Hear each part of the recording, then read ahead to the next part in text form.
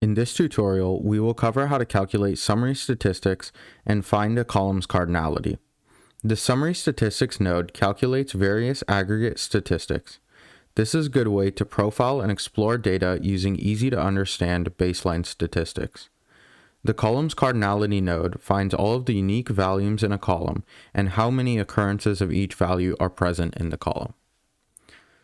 Here in the Summary Statistics Configuration pane, the first thing we can do is title our summary statistics. This is useful if we want to create multiple nodes of the same type. Next, we select the columns for which we want summary statistics to be calculated about. Here in the Columns Cardinality Configuration pane, the first option is the Max Values to Display option. This value is how many values will be displayed if there are more than this number of unique values. Next, we select the columns for which we want to find the cardinality.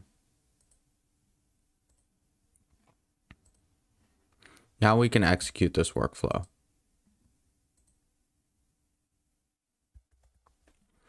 Here in the execution page, we can see that after the Summary Statistics node executes, it generates a table with the count, mean, min, the 25th, 50th, and 75th percentile values, along with the max, standard deviation, and variance for each of the selected columns.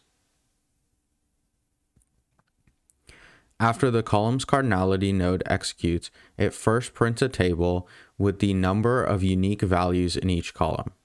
In this case, there are 7 unique values in the product line column and 6 in the status column.